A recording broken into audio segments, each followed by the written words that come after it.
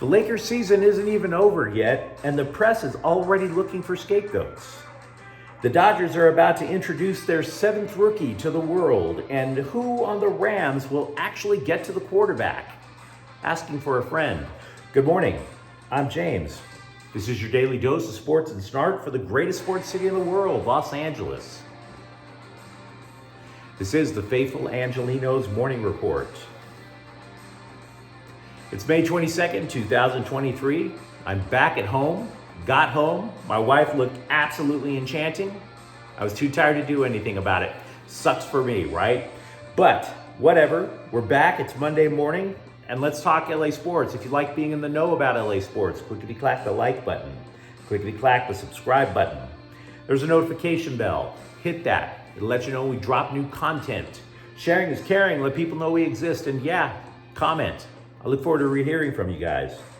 Now, before we go through the news and notes, a look at the scoreboard. Yesterday, Jason Hayward scored twice, and the Dodgers are still in first place. But yeah, they lost again to the Cardinals, 10-6. So be it.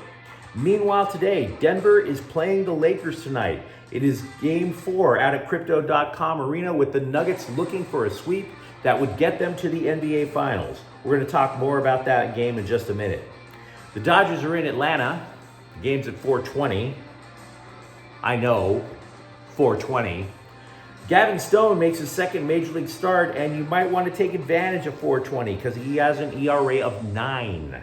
Charlie Morton is 5-3 with a 2.85 ERA. But what do you say we get back to the Lakers? There have been 110 teams in NBA history that have gone down 3-0 in a playoff series. Not one of them have come back to win the series. That is what the Lakers are up against. Now, before the series began, I was mentioning how Nikola Jokic is probably going to be the best player on the court, but the Lakers would be in position to advance just so long as Anthony Davis and LeBron James were the second and third best players on the court. Now, Davis and James have performed, for the most part, pretty well. Davis kind of stunk up the joint in Game 2, but so be it. The problem is neither LeBron James or Anthony Davis has been the second best player. They haven't. Jamal Murray has been. So since the Nuggets have had the best two players on the court, and because Lakers coach Darvin Ham has made multiple attempts to stop either Jokic or Murray, and nothing has worked, the sports writers aren't even talking strategy now. They are just straight up looking for patsies. Whose fault is this? And they are assuming the Lakers are going to get swept tonight, so you may as well fast forward to who gets the blame. It is clear who they've targeted, and to be honest, they're kind of right. They've targeted D'Angelo Russell. Now, I don't catch everything in a game. Nobody can. But I did notice something while skimming the tape of the Lakers' Game 3 loss. In Game 3, Ham pulled Russell out of the game with about 9 minutes to go, like 8.5, because Russell was getting torched on defense and he wasn't scoring. Kind of inhibits the team, don't you think? He puts in Dennis Schroeder. Schroeder fouls out, but instead of going back to Russell, he put in Lonnie Walker IV. So is it possible then that D'Angelo Russell has played himself out of LA not once but twice? It's a very fair question. And so the scribes go up to Ham during practice yesterday, and they ask him about adjustments. And he goes, quote, "Sometimes the greatest adjustment is just to play better. Play harder. Play better." It's funny. It's almost becoming cliche. What's your adjustments? Adjustments, adjustments. There's a difference between strategy and individual performance. Now, does that sound like an uplifting quote to you? And then, by the way, the moment he was done saying that quote, he ended the interview and walked over to the other side of the practice facility to talk with D'Angelo Russell. Probably to tell him, hey, I just threw you under the bus. You got to play harder. Russell's minus 53 has been the worst of any player in either conference final. Not just Lakers and Denver, but Miami and Boston. And Boston, by the way, they're down 3-0 too. But none of their players has been D'Angelo Russell bad. So if you want my thoughts about tonight's game, since nobody's talking strategy, here's the bottom line to me. I think LeBron James is too proud to get swept in this series. I make no promises about what happens next, but I don't think they get swept tonight. My gut feeling is that Denver takes the foot off the gas a little and LeBron takes advantage out of pride. Meanwhile, we were mentioning how the sports writers are fast forwarding already into the offseason because they think the Lakers have no chance. And I'm not saying that I'm not going to debate that. But they're already talking now, not just about whether D'Angelo Russell is leaving, but who's coming in. Brian Windbag of ESPN, Brian Bratwurst of ESPN, whatever you want to name that guy, he's already hyping that the Lakers are going to go after Kyrie Irving. Now, does anybody like me remember when ESPN had actual reporters instead of a bunch of morbidly obese hot take machines?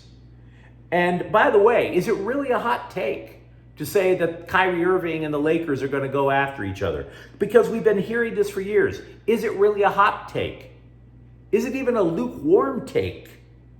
Now, a couple of months ago on this channel, I went into detail as why Irving to the Lakers is extremely unlikely to happen.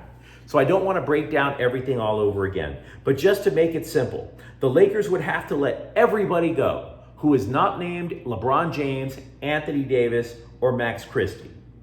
Do you like Austin Reeves? Too bad. Gone.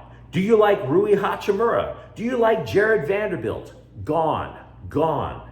And by the way, the NBA has a new collective bargaining agreement that makes signing these super team rosters extremely expensive. We've been talking about that for weeks with the Clippers and their roster and how much tax penalties they're going to pay. If you get rid of everybody aside from Davis and James and Christie, the Lakers will have about $30 million in cap space, by the way. What does Kyrie Irving allegedly want? He allegedly wants $45 million. Do you start to see how this becomes an impossible idea? And by the way, does it even make it a good idea? What exactly did Kyrie Irving do for Dallas? Dallas was in the playoff picture until they traded for Kyrie Irving. They didn't even make the play-in tournament. Did he help Brooklyn? Did he help Boston? No, no, no. So let's just call it for what it is. Brian Windhorst is a drama queen smothered in the grilled onions that he forgot to wipe off his face from his last trip to In-N-Out Burger. He doesn't know what he's talking about. Carmelo Anthony retired from the NBA about an hour ago. Okay. By the time he got to the Lakers last year, he had nothing in the tank anyway. I don't think he played at all this year. We mentioned Stone a few minutes ago about the Dodgers. He is not the only one getting called up from Oklahoma City. Multiple outlets have reported that Bobby Miller will be making his major league debut. Now, Dave Roberts didn't confirm that to the Scribes yesterday, but it seems to be a fait accompli. Stone, we mentioned, he stunk up the joint against the Phillies in his debut, but Stone is the number 4 prospect in the Dodgers farm system. Miller is number 2. And he is their top pitching prospect. And it's extremely intriguing. Both are top 100 level prospects. So these are the two guys that the Dodgers rotation is supposed to be based on for years in the future. Miller is allegedly nicknamed Bobby 100 because he can crack 100 miles an hour consistently. Now, if Miller does start tomorrow, he becomes the 7th Dodgers rookie to start this year as part of a much ballyhooed youth movement. You guys know this if you've watched for a while. I work in healthcare. I also grew up in a violent neighborhood. I've seen people die. But I think we all agree that a parent or a close relative's death just hits different for a lot of people. My dad dying a couple of years ago, that hit different. To me, that's what made Clayton Kershaw pitching twice after the death of his mom so remarkable to me. Maybe he thought that's what his mom would want. I don't know. But he's going on bereavement leave now. I don't know if his mom's passing was cause and effect. I can't say that. But Kershaw was the NL Pitcher of the Month in April, and in May, he struggled all month. So, possible. Michael Grove had been a spot starter for the Dodgers last year. He would have been considered a possibility to pitch for LA during this whole run that the Dodgers always go through where half of their pitchers wind up blowing out their arm or something like that. The everyone get injured at the same time jamboree that seems to go on over at Chavez Ravine. Thing is, Grove was already injured. So he began a rehab assignment with Oklahoma City for a strained right groin. And as always, we at Faithful Angelino Sports have a strict let's not discuss men's groins policy. So we're going to move on. Certain people aren't cut out to be coaches, head coaches in the NFL. They can be terrific coordinators, but terrible head coaches. Look at Wade Phillips. He couldn't even win the XFL title for Pete's sake, but he was a terrific coordinator. And Mike Martz, good God. But if there's one thing that Mike Martz knows, it's offense. And he is projecting that the LA Rams will have one of the league's five most improved offenses next year, moving from last overall to upper middle of the pack. And I don't have a problem with that idea at all. Healthy Matthew Stafford, healthy Cooper Kupp, an offensive line that's not elite, but you consider how many randos started for LA last year. So yeah, I can see them making a big jump. But I want to speculate here. I think if the Rams do make those improvements on offense, then the entire season for LA hinges on one man. Third round draft pick Byron Young. Because you see, the Rams' outside rushers, they only recorded 11 sacks last year. And if you had a sack as a defensive end for the Rams last year, you got cut. They're all gone. Leonard Floyd had 9 sacks. He's still a free agent. Now, before the draft, writers were suggesting that Michael Hecht could be an edge rusher, and I thought that would be a possibility, and then I realized the guy's 300 pounds. How are you going to get to the quarterback from the outside when your diet consists of Krispy Kreme donuts and chili? It doesn't work. The guy needs to mix in a salad if he's going to be an edge rusher. He's an interior defensive lineman. So it seems to me that as a result, the Rams could go all rookies on the outside for pass rush help. They drafted 3. Young would be one of them. They also have 3 rushers who are going into their second year in the NFL. But those 3 outside rushers, one wasn't drafted at all, and another was drafted in the 7th round. So who has the best shot of getting to the quarterback? That leaves Byron Young. And if he can't do it, the Rams are in trouble. Kevin Baxter of the LA Times asked what would normally be an interesting question to me. Are there too many El Traficos? The Galaxy and LAFC, they will meet in the US Open Cup tomorrow night. It is the 19th such El Trafico. But in addition to that, they had El Trafico 4 times last year. And with this US Open Cup match, 4 times this year. Now, there's a belief that MLS and US Soccer are making a cash grab by forcing more and more and more El Traficos on LA because they know it's going to fill up the stadium. And so Baxter is asking, are we seeing this game so much that we're going to get burned out? It's a fair question. Here's the problem with the question, though. We can't give you the answer because thanks to Chris Klein, the LA Galaxy stink. So it's not a compelling match right now. If both teams were quality, and I'm not even saying championship level, just quality. This is on the level of USC Notre Dame for soccer, Lakers Celtics. If El Trafico loses its luster, it's not because there's too many El Traficos. It is Chris Klein's fault for ruining the LA Galaxy. Straight and simple. How do the LA Kings create more cap space? Well, the hockey writers came up with 3 suggestions in terms of players to trade for cap relief. Forward Alex Iafallo is one. Defenseman Matt Roy is another. But one player suggested, made me think that they were stoned to the bejesus when they were at the keyboard. They thought goalie Cal Peterson is a trade candidate.